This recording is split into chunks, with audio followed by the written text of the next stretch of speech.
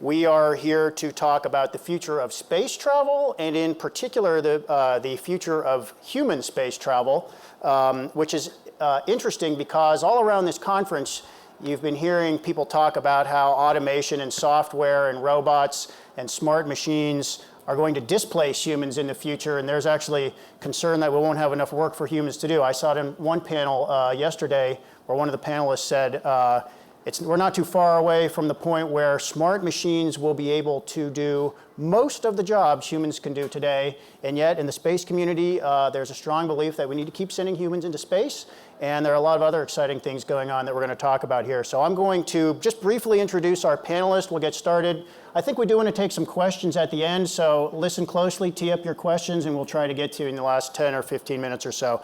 So here's who we've got here: John Elban, Vice President for Space Exploration at Boeing. Next to him, Bill Gerstenmaier, an Associate Administrator at NASA for Human Exploration and Operations. Bill has overseen many of the shuttle missions and the International Space Station there. Mike Hawes, Vice President and Orion Program Manager at Lockheed Martin. We're mixing up the order here. Julie Van Cleek, Vice President, Advanced Space and Launch Business Unit at Aerojet Rocketdyne. And next to me, Naveen Jain, who is the founder of something called Moon Express. You'll all be booking your tickets to the moon soon through his company, I'm sure. So we're going to get started by, we're going to get you guys kind of fired up here by showing you a video. I'm going to ask Mike to just set us up here, tell us what we're looking at, and then we'll have a look. So we have been on contract for NASA to build Orion, which is the next human spacecraft for deep space exploration. And that means Moon, Mars, beyond destinations. We had a major test flight back in December, great successful test flight. And so this film is really NASA's compilation of a lot of the assembly of the spacecraft, the launch, and some of the mission views. It was really striking in that it could tell that we were out much further than we've been for a long time. You really can see the globe of the Earth out the capsule windows, and got a great public response from that. So I thought we would share this with you today. Fire it up. Lockheed video, please.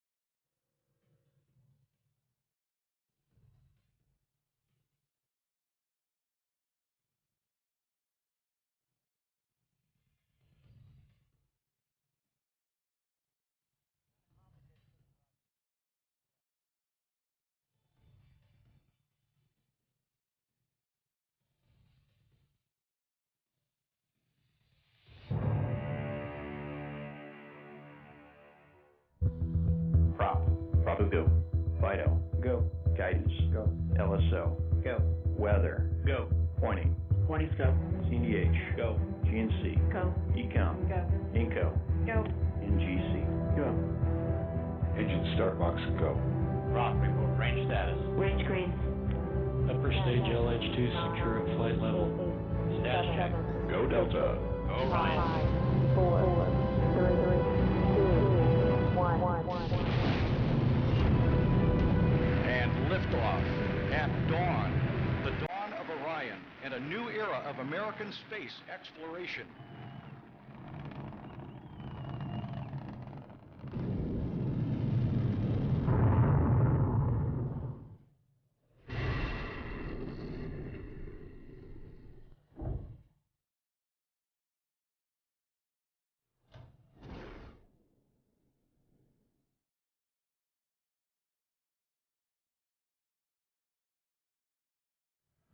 Flight Fido. Go Fido. Yes, sir. Just passed through apogee. The altitude was 3,132 nautical miles.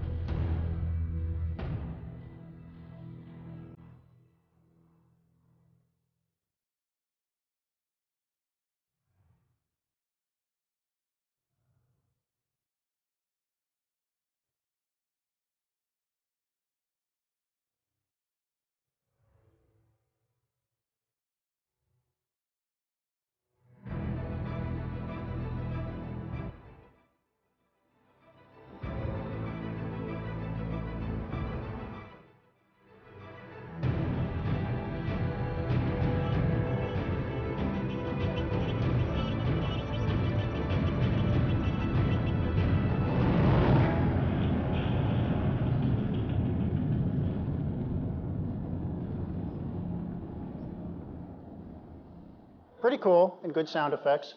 So Bill Gerstenmaier, since I'm a journalist, my job is to ask the dumb questions so you guys don't have to.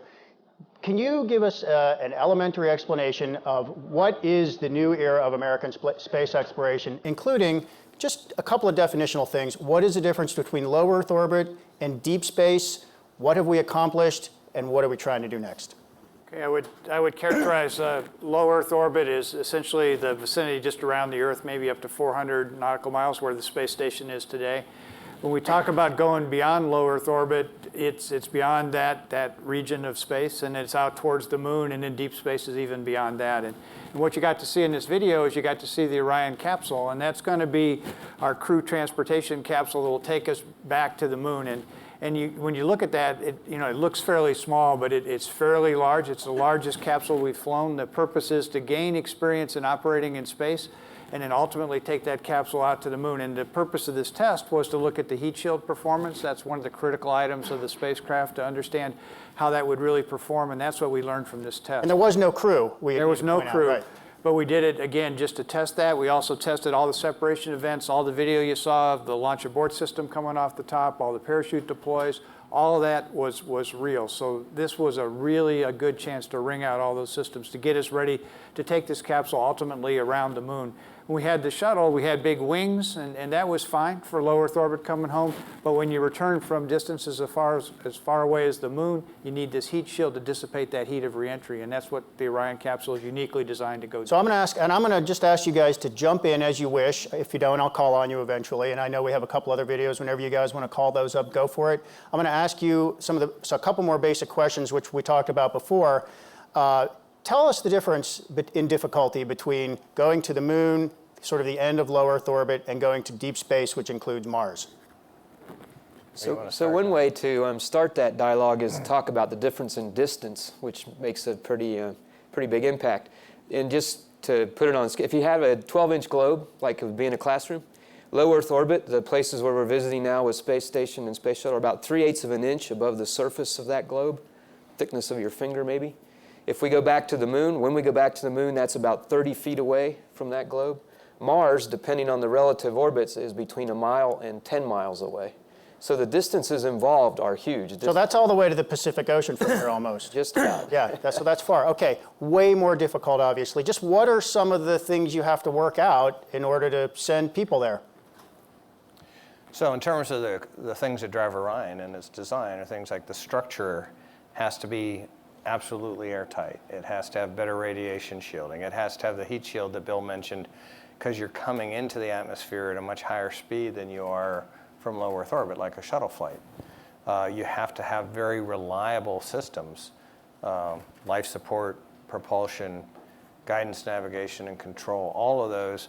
Because another way to think about the challenge of the mission is, if you're on space station, you can get home in 45 minutes. If you're in the moon, you can get home in a few days. If you're out at Mars, it's months. So the space station is like commuting to work, basically, if you're an astronaut. Right. And we're talking, if you go to Mars, you're gone for over a year, right? You're gone for over Even a if you year. just did a round trip, went straight there and back, it'd be more than a year. It takes about 6 to 8 months on the outbound leg, depending on the relative position, and the same coming back. But you really look at how long are you going to spend in the vicinity of Mars to explore. So are you going to spend a month, or are you going to spend a year? And that's what really drives those mission times. I'd want to get back probably as quickly as I could, but that may not be what the... And we call that sometimes the Earth independent region. And the reason we do that is when you've really committed to that distance, if you forgot something or some part breaks along the way, I'm sorry, you're there for a year. You have to invent it. So you're inheriting whatever you got once you commit. So you're going to bring a 3D printer, I'm sure, right? we have a 3D That's printer right, on Space Station. We've been printing stuff, and that's why we're doing that. We're using Space Station where we can learn the skills and techniques that when they really got to be in place and they got to no kidding work, we've worked all those bugs out on Space Station. We worked them out around the moon, and then we're ready to go commit to this really daunting task of committing to this huge mission. Julie, you want to talk to us about propulsion? Yeah, I mean, as you look at missions like this, and we saw an existing launch vehicle take the capsule up to go to some of the things that we want to do in deep space. We're going to need a much larger rocket, which we're building right now. and we're responsible for the fire end of it. So we're building those rocket engines right now, but it's going to be the largest launch vehicle that we've had. You know, ultimately it'll be the largest launch vehicle in the world, and hopefully we'll be flying that in 2018. In addition, as you think about being in space, you don't just send someone up in space, you have to send a lot of other things. And so there's all kinds of advanced propulsion that we need to work on, and we're putting in place to be able to move cargo around and to position habitation modules. We're looking at things, and you hear about the Star Trek side of it, the ion propulsion, possibly even, you know, and someday nuclear propulsion to be able to really support people doing deep space exploration. So you guys are going to get off this panel, you're going to say that moderator is really stupid, but bear with me, another dumb question. If you're in space, where do you need the propulsion? In space or just to get to where you're going? Both. So you're not just coasting with very little propulsion? No, you're correct. Well, you have to first escape Earth's gravity, which is very difficult. And when you send people and you have to send all the things that go with them, that's a big payload that you have to send up there. But then you have to take the rocket to Mars. You have to maneuver it as you're getting there. Then you have to deorbit or go into orbit around Mars. So there's rocket propulsion the whole way. Do you use solar power in space? Yeah, go ahead, John. Yeah, I was just thinking this might be a really good time to show that video that shows all the components that are needed to get there. Call it up. Explain what we're going to see, and then we'll watch it. So this is a video that describes the architecture, the components that are needed for the trip to Mars, and it talks about some of the difficulty of that journey. It's titled the Boeing video, as we're looking for it. And so I think it will give us a sense of the challenge of the journey. Boeing video, please.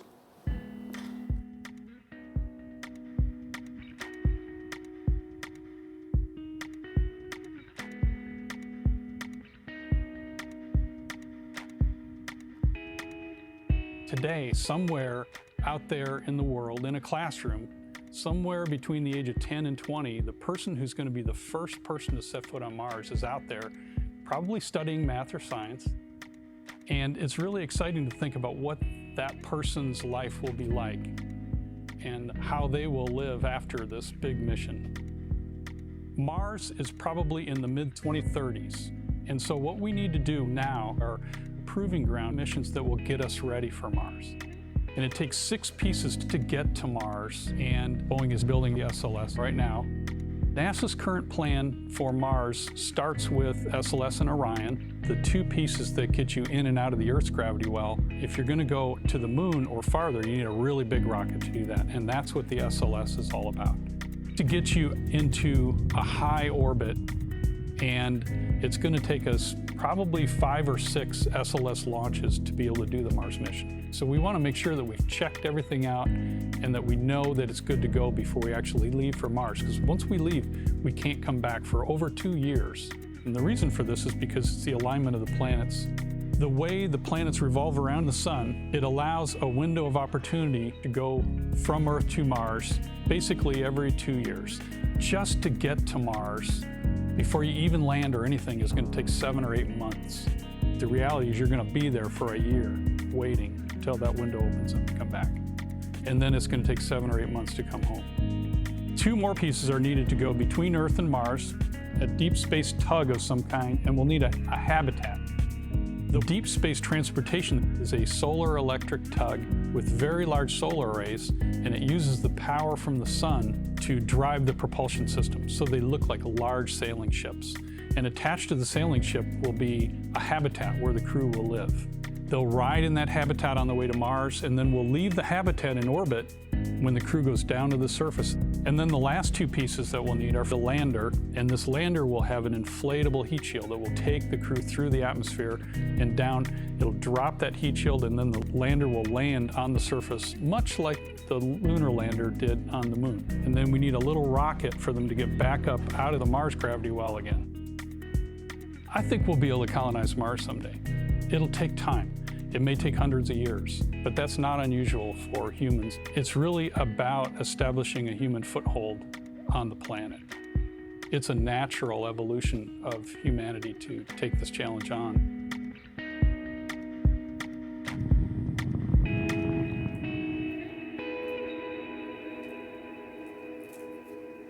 I know what a lot of you are thinking, but we're going to get to that in a minute. I want to first go to Naveen. Do you want to send people to Mars, or are you just setting your sights low and you're going to be satisfied with the moon? Well, so to me, actually, it's not even going to Mars or moon. It's really about inspiring us as humanity and the next generation to show what humans are possible of doing. Think about it. Only 3 superpowers have ever landed on moon. If you can somehow show that a group of 25 or 30 people that are privately funded can go out and go to the moon, that shows what individuals are possibly can do. And to me, that is the first step, is to show that as an individual, we are capable of doing that only the superpowers could do.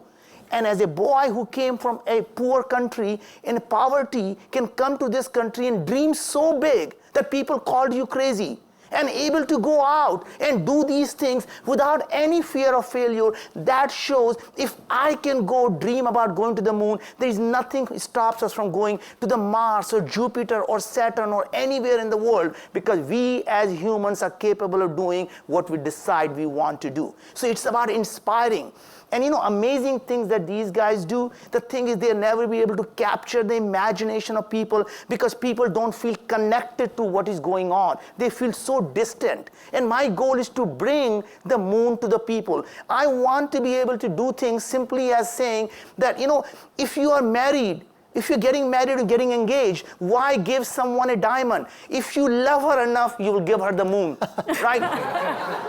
Right? Okay, when are you sending people to the moon? And that's my point. When can I buy a ticket? So my hope is right in the next 15 years or so, 10 to 15 years, the definition of honeymoon will change from taking your honey to the moon. That will be your honeymoon. How are you going to do it?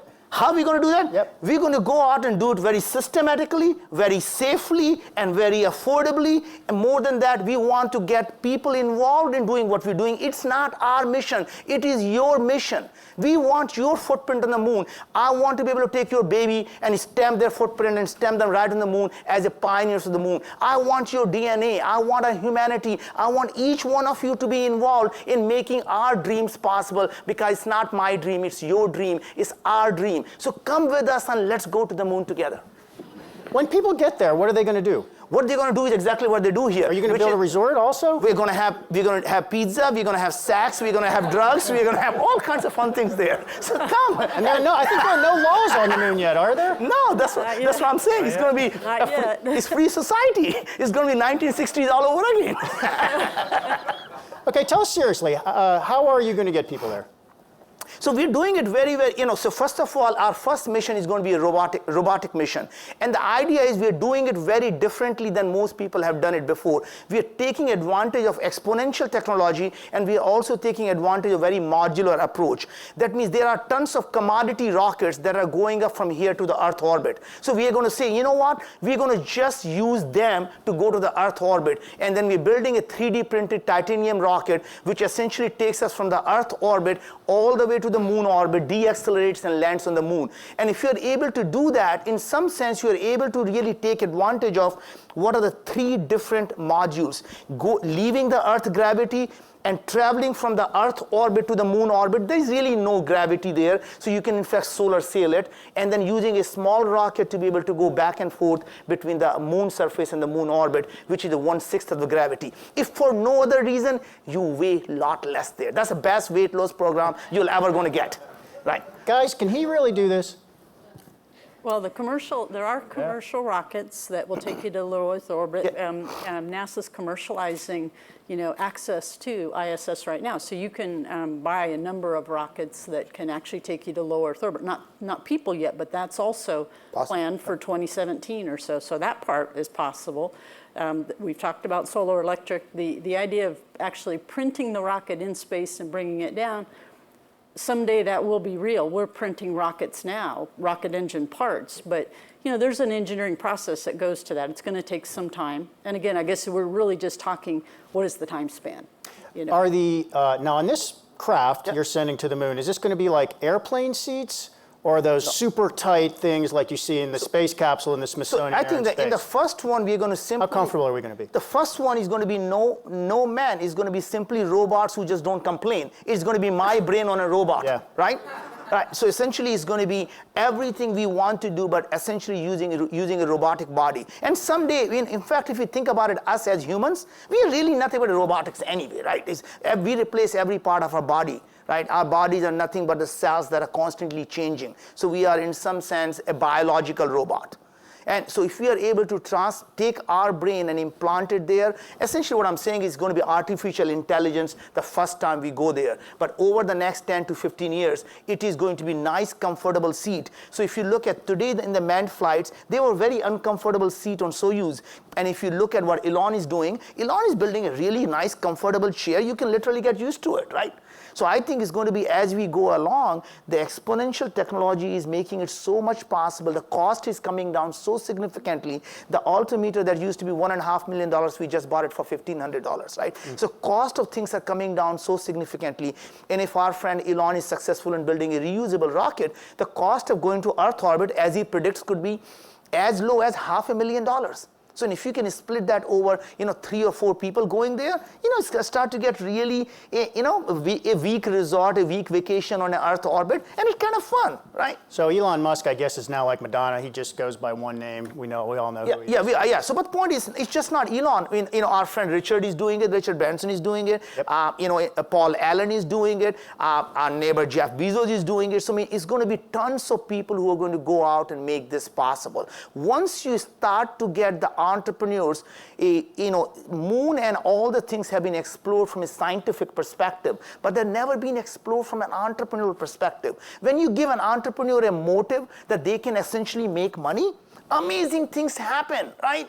So let me go to Bill Gerstenmaier on that. So can we have slide 4? And so, since I'm from NASA, I have to show slides. I can't just talk and I think this audience wants its slides. Yeah, so we'll just use slide 4. And what's really changing, and what we're discussing here is the environment has really changed. Where it used to be a government-only program, we now can have public-private partnerships and do amazing things. And what this slide shows is just for low Earth orbit, there's tremendous amount of interest in going to low Earth orbit. For cargo, we have SpaceX taking cargo to us. We just bought a service. We didn't develop the rocket or the cargo carrying capability. We have Orbital doing the same thing for us. We have Boeing working for crew transportation with us. We have SpaceX working for crew transportation to low Earth orbit. Sierra Nevada is pursuing on their own a winged vehicle to look at taking crews again to low Earth orbit. And then Blue Origin is also looking at crewed flights to space. So there's a tremendous new environment out there where it's no longer just the government doing this. The private sector wants to do this. So then my job in the government side is how do I figure out how to team with this private sector that has this quickness, has this entrepreneurial spirit, that I can team and use that with the government side to actually move us forward. On the moon case, we're very interested in understanding if there's water on the moon. We believe from robotic spacecraft that have flown around the moon, there's water on the surface of the moon. If we know there's water on the moon, then you don't have to take all the propellant to go those Mars distances that John showed in his video. We can grab that water off the moon.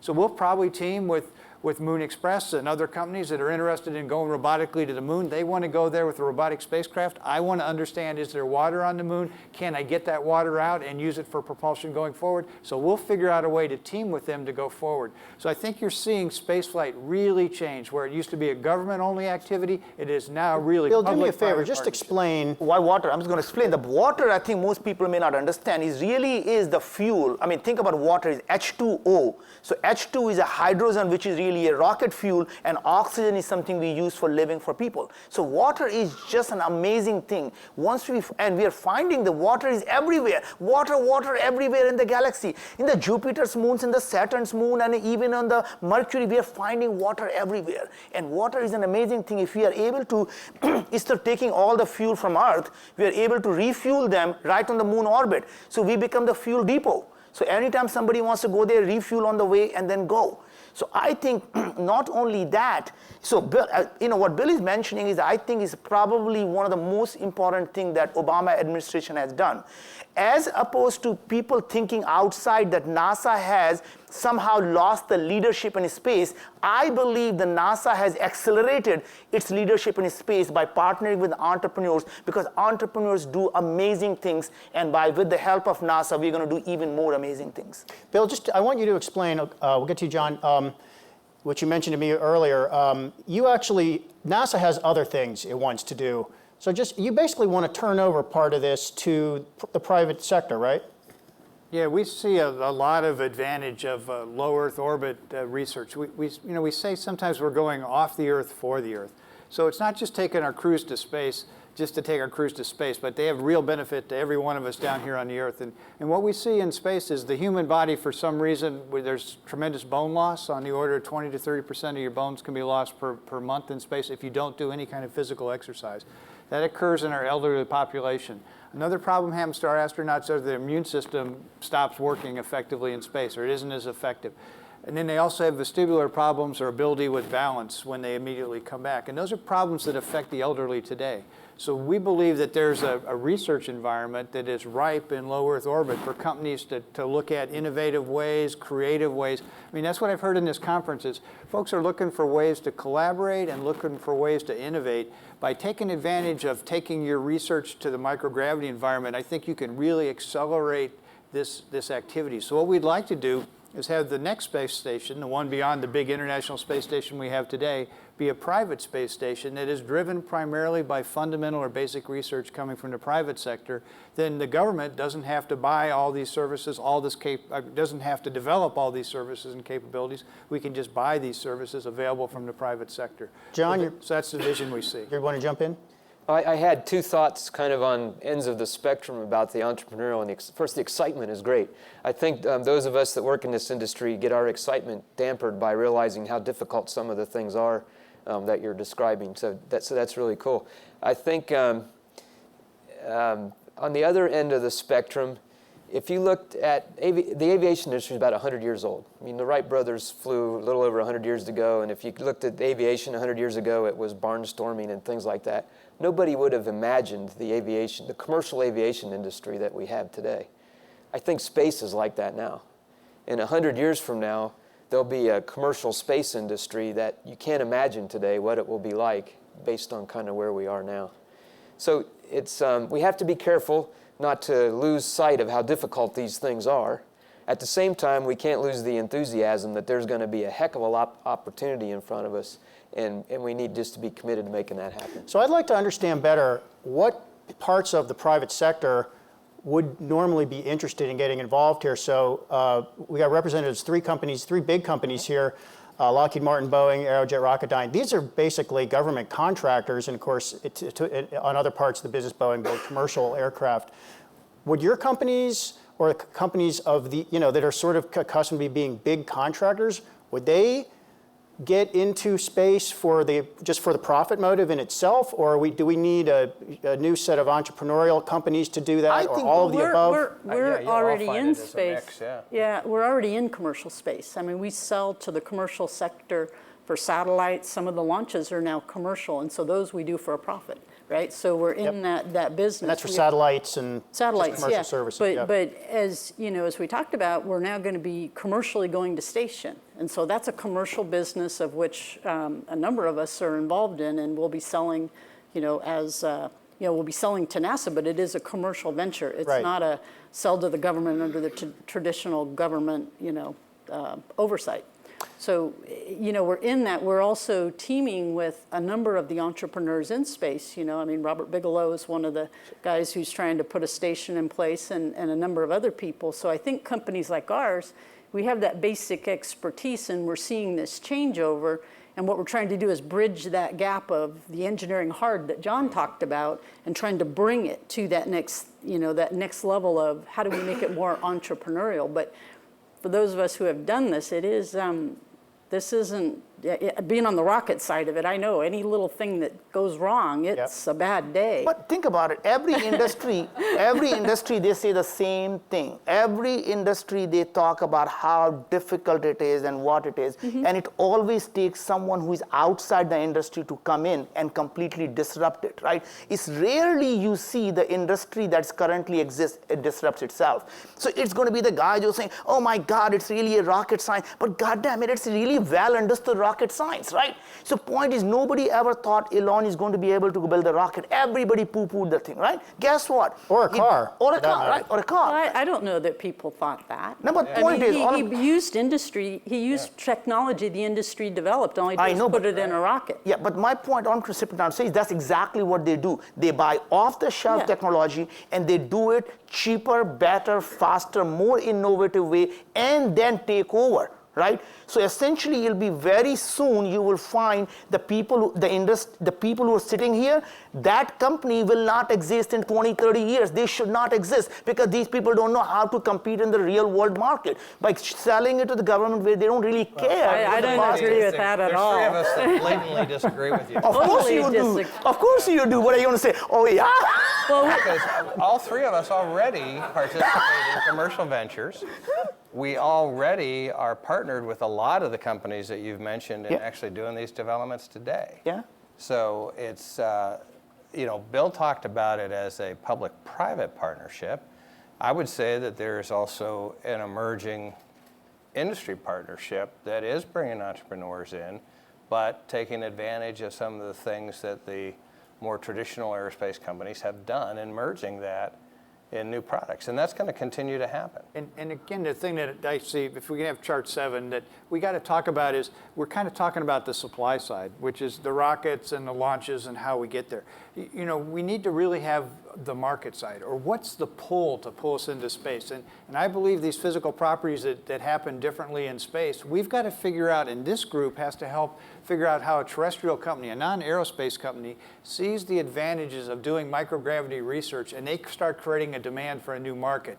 Then what you're hearing here is the private sector, both commercial companies and the new entrepreneurial companies are ready to supply that market. But first, we've got to use this group to help us with. But Bill, that's these things. And on this chart, if you look up at the top right-hand corner, the picture of the candle, right? That's your typical candle you see. You see that little thing that looks like a dandelion, the blue. Yeah. That's a candle in space with no microgravity. What's interesting is when that candle would extinguish on the Earth, for some reason in space, it does not extinguish. You no longer have there's no more combustion per se. It's actually the chemical reaction of the oxidizer and the fuel mixing together and chemically reacting. So we call it a cool flame. And that takes about 5 or 6 seconds beyond when a flame would extinguish on the ground. It doesn't extinguish in space. What that represents is the initial combustion that occurs in an engine that starts on the Earth. So you get a couple microseconds when the fuel and oxidizer come together, and then the flame takes off or a combustion engine starts. That takes microseconds on the Earth, but in space with this cool flames, you can now look at that same physical property through 10 to 15 seconds of actual detailed investigation. So you want to make a more efficient combustion process? I challenge any combustion engineer to go look at this new process and figure out a creative way to take advantage of what they learn in space and build a better product down here on Earth. Guys, let me go back to a couple of basic questions. First of all, why send humans into deep space? We've got robots that can vacuum your house, and they're going to get a lot smarter in the future. Why do we need to send humans into deep space, as risky and as difficult as it is?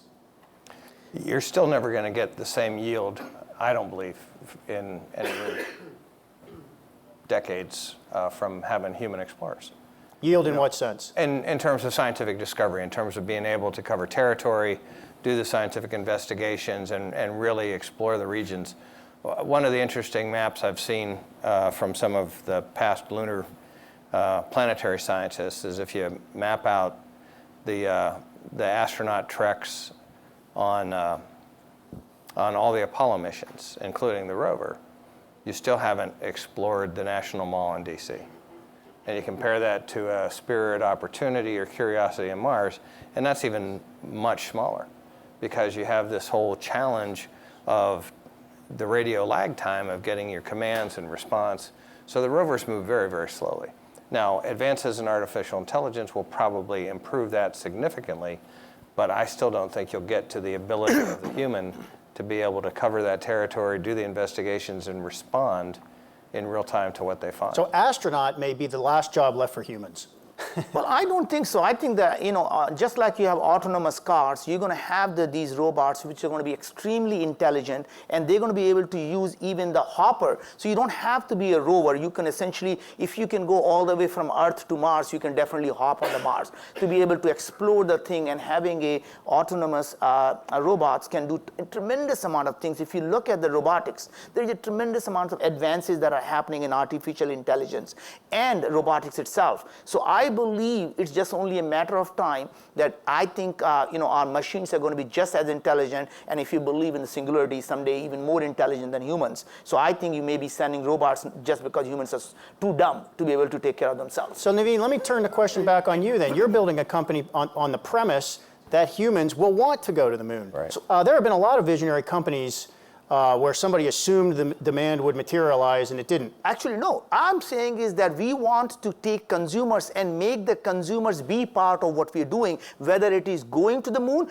or essentially allowing them, for example, allowing the footprints of the people to be on the moon, or bringing the moon rocks to change the whole idea that everyone gives someone a diamond. If you love her enough, you give her the moon, right? So And I did that. You're selling the human experience. I'm selling the human experience for people And that's on the Earth. same thing we're talking people on about, Earth. human experience, But on exploring. Earth, right? So point is something. How do you know people want that? So that's my point. So we know what people want because we are humans, right? So I know as a consumer, and I know as a businessman who has sold billions and billions of dollars worth of consumer goods to people, that in terms of what the consumer demands are, I can tell you that there is a tremendous amount of space-related demand that people have because they've never been part of space.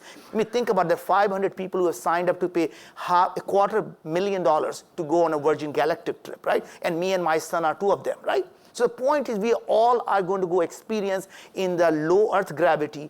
And I believe maybe a couple of days trip to the moon, chances of somebody taking a 2-year trip to the Mars are pretty slim, right? And someday you might have a consumer. A consumer, right? So I think that demand is hard to materialize until we can shorten that time duration where we can able to go and come back. Have you gone as far as doing the detailed business plan that will prove that if demand materializes the way you envision, you will be profitable based on how much it's going to cost to do this and whatever scale you can achieve? So just imagine the cost of going to the moon for us is under $50 million as a robotic mission. That's what, one mission? One mission. That's a game changer for the first mission. The second mission, the cost could be as low as $10 million. As the cost of the rocket for going to the low Earth orbit comes down, the cost could be going to the moon could be as little as $2 to $3 million for a robotic mission. Right. That is very... Is he right?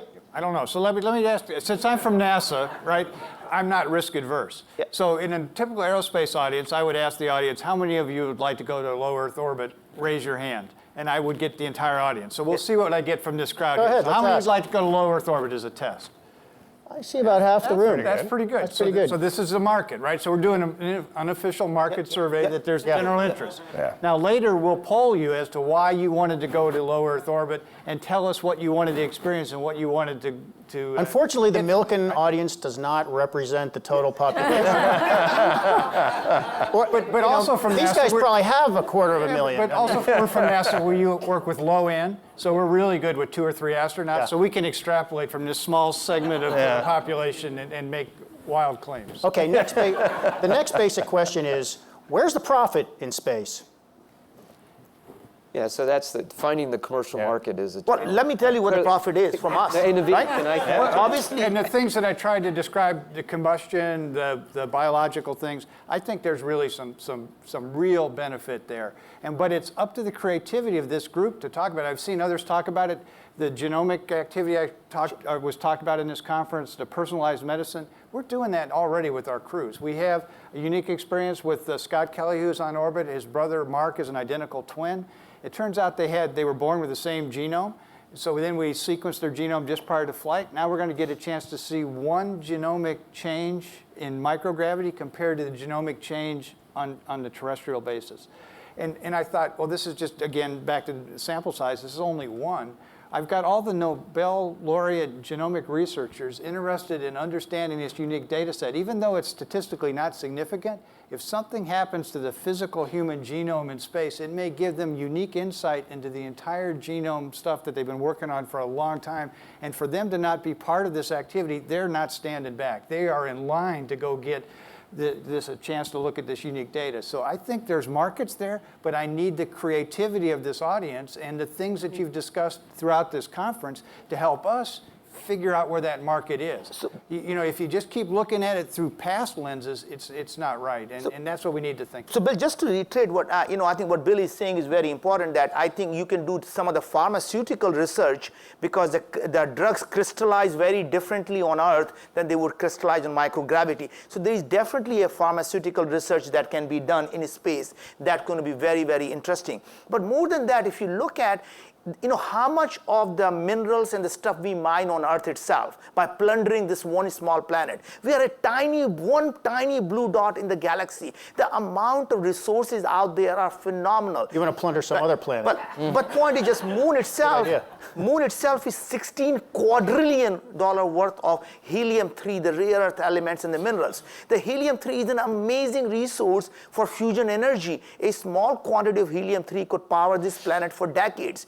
Now, you would argue that we don't have a fusion resource today, but as an entrepreneur, your job is to build a thing where the puck is going to be, not where the puck is today. That means we are going to start to bring the helium-3, assuming by the time we are ready in the next 5-10 years, we are going to have the fusion reactors that we'll be able to use the helium-3 for, right? That's just only the beginning. But more often than not, you have to assume that once you tell people what is possible, the amazing creativity happens. It's like a 4-minute-a-mile problem. Unless someone showed that it was doable, nobody did it.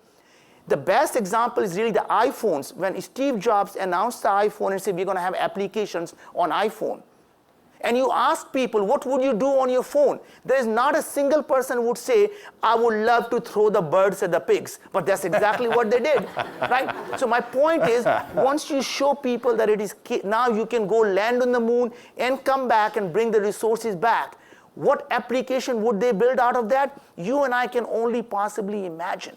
So our job is to show the possibilities, allowing people to dream. And once they dream, the creativity comes out on the applications of that will happen. I think it's fair to point out. I would, Naveen, point out, though, that the reason you know so much about the moon and the minerals on the moon is because we sent astronauts and we brought samples back. Or the meteorites, because I have the largest collection of meteorites, so it's not that we wouldn't have done it otherwise. The nature does that for us also. Yeah.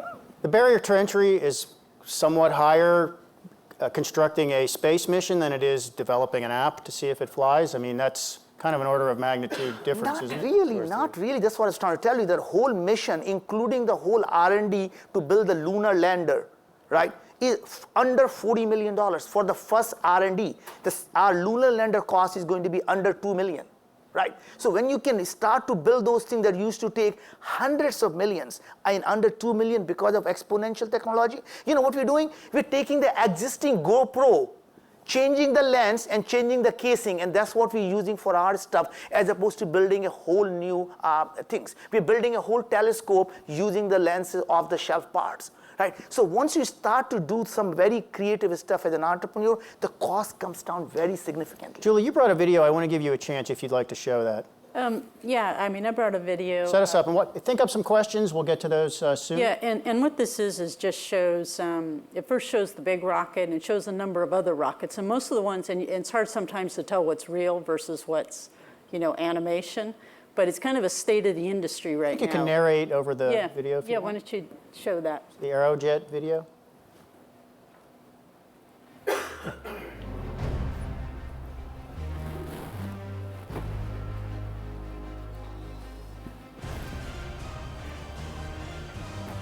Turn the sound up. Huh? Turn the sound up. There we go. And that's the new rocket that we're building for Mars. And then you'll see a number of some of the additive manufacturing, some of the new techniques being used to bring down the cost of these type of rockets so that we can do more of these in the future. And then you see some of the smaller propulsion that's used. And then all these are lead-ups to, and that's a rocket engine that flies today. These are all lead-ups to showing real launches, and then these are real launches, and then we'll see some of the animated launches.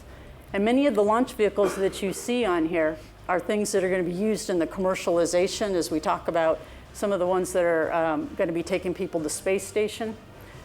These are the existing rockets that are being adapted for that use. And then the first rocket you saw was the one we're building for the human space exploration. Now this is things that we've been doing, and there's the rocket we saw for Orion. These are things we've been doing for some number of decades, and the technology, what's really happening in the industry is similar to what we're bringing down the cost of it to make it more usable, and make it more affordable so that more things can be done. And that was landing on Mars, showing you some of the rockets required there.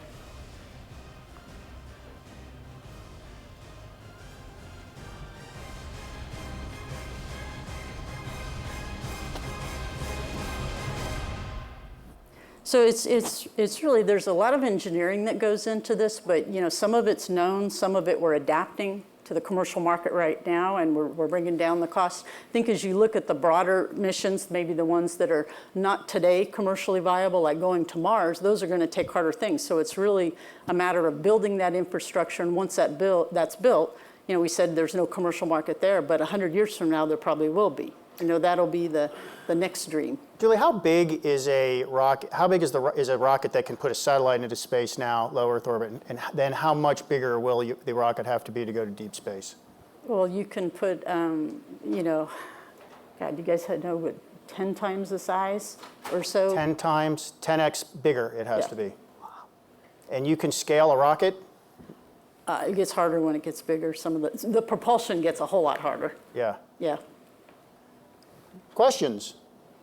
Raise your hand, we'll get you a microphone. I see one right there. Identify yourself, please. Hi, Dan Arnold from Hilco. How close are we, or is there any possibility of a space elevator? What does that mean? Well, a space elevator is not going to be possible at least in the next 20 to 30 years that I can see. What is a space elevator? So a space elevator would be really like nanotubes or nanowires, just like elevators on a wire going up and down. Mm-hmm. You need the material that's going to be very light, that can stand, and also at the same time is strong enough that you can take and string the wire from Earth all the way to, say, Earth orbit, and you have the cabin that's going up and down. So I think some of the nanomaterials is starting to get there, but I think there is a tremendous amount of work that needs to be done, and I can't see that happening at least in the next 20, 25 years. I just had a reaction. The four of us looked at each other, figuring out how difficult that would be. Naveen just spit out an answer. Yeah. I think so. The point I want to make around that, this debate is ongoing in public, and I worry that the U.S. has an opportunity to lose its leadership in space if we allow the debate to get to the spot where things that are not proven or not justified are put out there and people believe them. And we lose sight of the fact that these things are really hard. And so we jump to this new, shiny approach to things, and we lose track of the fact that to maintain our leadership in space, we've got to execute the programs that we're on.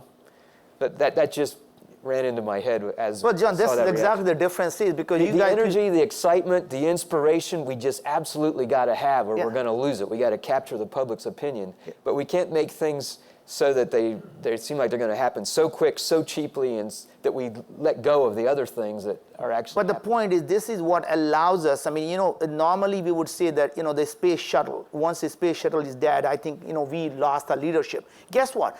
We are building a drone space shuttle that's going to be able to bring the stuff back from the space station and it's going to be just like coming down in the heat shield, parachute, and landing with a 10-meter accuracy in your backyard, right? So it's going to be all, we are doing it as long as it doesn't get to the point where we say, hey, we can go to the moon for $500,000 and forget about all these other guys that are trying to do it, do it this way. But the point is, look, a space elevator is difficult, but the point is you have to admit that, things are going to happen because people want them to happen. That means people are going to work on the material technology, that it is going to start happening. We can never stop dreaming.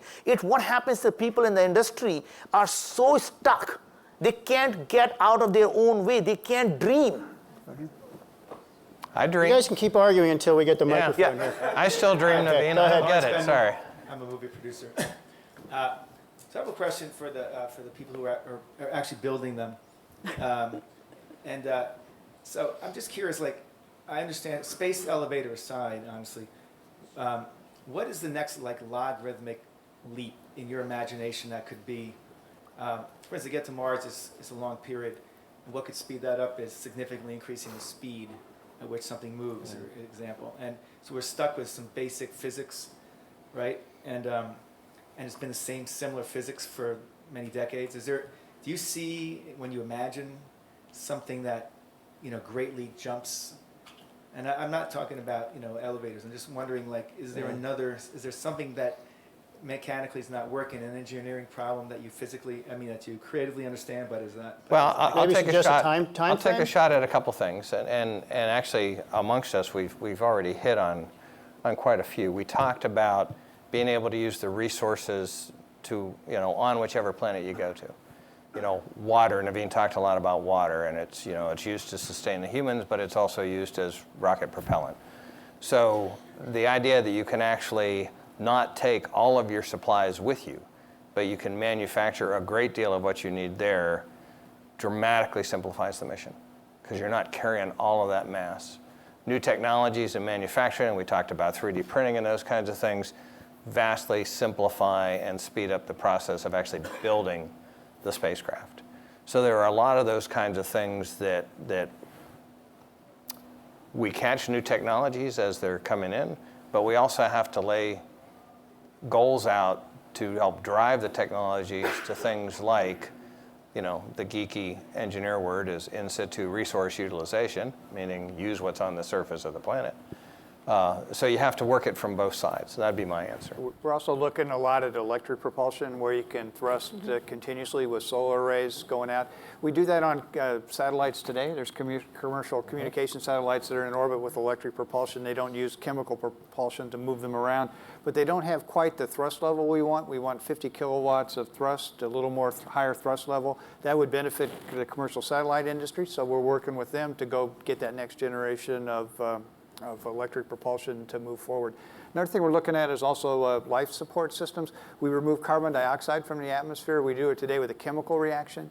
There's a unique thing where we think we can actually use a laser to actually knock the carbon atom off of the carbon dioxide molecule and actually create oxygen. So we're investing a little bit of research funding in that area, but that has big applications back to us here on Earth. So it's interesting. I'm being forced to solve these problems to try to lower the mass for these huge missions we talk about in space, but they all have benefits directly to us back here on the Earth. And that's the piece that I think sometimes gets lost in the dialogue and the debate. It's all about going out there. That excitement is there, but it's going to provide benefits back to us today. I mean, if you look at what you've got today, in the cell phone technology world with all the cameras, those were really driven because we had to miniaturize cameras, CCDs. We had to miniaturize chips because we couldn't carry the big things in space. So it's hard to say that space travel drove those things, but I tell you, they sure pushed them along at maybe a little bit faster pace than they would have been if they would have just been on their own. Has there been any breakthrough of that nature, let's say within the last 5 or even 10 years, that maybe you guys know about that hasn't made its way into the sort of the public domain yet? Like, can NASA run launches on an iPhone app or something maybe? We're doing, we have these things that fly around inside Space Station. They're little spheres, and we're actually flying those with an iPhone. So what are they? They're called spheres. Robotic like a little basketball thing, spacecraft. and they have carbon dioxide thrusters, and they fly around inside Space Station. Like a drone. They're a drone, yeah. But they fly around, they can inspect things, but we're operating them with no computer, and it actually uses an iPhone to actually control the device in orbit. So it uses the actual accelerometers and the data that turns, and it's in your normal iPhone. So on next year's panel, you could maybe set up a demonstration, and you could show us how you control it from here at the... It doesn't work so good with this big gravity vector we have here on Earth. That would be a challenge. But if you could ignore the string from on top, it would be okay. It was funny, at lunch, you may have heard the Governor Brown talk about having to go from toilet to tap for water, and Bill and I looked I actually at each tweeted other that quote. and kind of laughed. Irresistible. We do that on Space Station already. Yeah. Huh. Yesterday's coffee is today's water, or whatever it is. Question here? Yeah, I was wondering what you thought of the Mars One program. I know that Lockheed Martin is working with it. They're, I think, working with NASA, and how you see the colonization of Mars actually occurring. Well, I firmly believe in the colonization of Mars. I do think that's one of our ultimate objectives. The Mars One case was an interesting case, speaking specifically from Lockheed Martin, because we have been involved in most all of the Mars missions. Mars One came and asked us basically for a bid to build a lander, to build a landed outpost to start their program. And so we have worked with them, but we haven't been active with them for a while. But do I believe we're going to colonize Mars? Absolutely. And again, I think as an engineer, you need to go look at the details behind what they're projecting. And there's been some studies done by some MIT students and some researchers at MIT that find some things that are intriguing. You know, they had the plants in the same environment as the crews were. It turns out that the plants generated a surplus of oxygen and would actually potentially kill the crew within 30 days of arrival at Mars because of too much oxygen in the atmosphere. That's not intuitive, but if you go into the actual math and the actual processes that are there, there's some problems. There appears to be some problems with the basic concept. It doesn't say that it's wrong. It just says kind of what John's pulling on. These things are harder than they appear when you get kind of behind the hype. It's easy to say new and improved, but it's not as easy in an engineering sense to go do those things. So I think, again, to be kind of maybe a little bit skeptical, but you ought to go look at those. You ought to go look at other papers. The internet is a great place. You can go pull research papers up. You can go see what folks think about it, and you can formulate your own opinion about how real these things are and where the weaknesses are. But the concept is good. Getting more people to think about it is excellent. We need to keep pushing those things. Question here? One of you touched on this briefly a second ago, but we talked a lot about the technology that's going into improving the crafts and the rockets. What about the technology of keeping humans alive and safe on these missions? You talked a little bit about the oxygen and the water. What else is being planned and being thought about just to make sure that the astronauts who go to Mars get there and back and are safe? You want to take that from healthy. Station? Yeah, we're doing a lot on board Space Station. If you can have slide 8 up. This is another thing where it's very interesting. We have a problem with our crews that intracranial pressure builds up in the crews and actually distorts the back of their eye after long durations. It doesn't occur in every crew member, but it occurs in some. We don't understand exactly why that's happening. We believe it has to do with increased intracranial pressure. And the only way to really measure that on the Earth is to do a spinal tap that's the gold standard to know what the pressure is inside your head. Obviously, we've done it once on Space Shuttle. We don't want to do it routinely. So we're pushing now a whole bunch of new instruments that we think we can now use in a non-invasive manner to determine what the intracranial pressure is. So this is another thing that's interesting. NASA's pushing this kind of for our own needs to get data, but then it's going to potentially now give another way for clinicians on the Earth to go get intracranial pressure instead of having a spinal tap. They have another way. We've done the same thing with x-rays. We didn't have an x-ray machine on board Space Station. We used ultrasound for fractures. That then got picked up terrestrially as being a very viable way to go look for fractures. The Red Wing hockey team now has picked that up. They no longer x-ray for ankles. Also kids soccer in the Detroit area, they now use ultrasound combined with a cell phone. They can now take ultrasound of the kid's ankle, go back to the hospital and tell the kid, get back on the field, your ankle's not broken, it's just a minor sprain, go. So that would have never happened before, and what was unique was NASA required for these demanding missions a new way of doing technology that wasn't the regular standard way of doing things here terrestrially. So again, I call that an innovation accelerator. It forced us to think in a new way, and then the community thought in a different way. They rose to that challenge, and we got a benefit for all of us. We're almost out of time. Anybody want to add anything else about safety? It's really intriguing, especially since you're going to be putting so much more stress on the human body. The farther out you send it, the more demanding these missions get. Anything else to think about there? Well, it's just important that those systems are very reliable and that we build them out of things that have been proven and tested. And work on innovation, but don't get stuff in there that's not going to get us there and back. Also, I think the human body evolves, so I think we shouldn't be afraid that it's changing from what it is, because as we go into the different environment, it is going to be different. right? So if you're going to have a long-term sustainable habitat on the Mars or Moon, assume that your body is no longer going to be the same, and that is how. Well, we're just biological robots anyway. That's exactly who we are, and I think our biological robots are going to change and morph itself into what is more suitable for that environment. Yeah. That was fascinating stuff. I want to thank everybody in particular for taking this very complex topic and describing this all in pretty good plain English. I think that was very understandable, so thank you. And I think the big takeaway here is let's get more private money invested in space so Naveen has more competition. Thanks, everybody. That was great.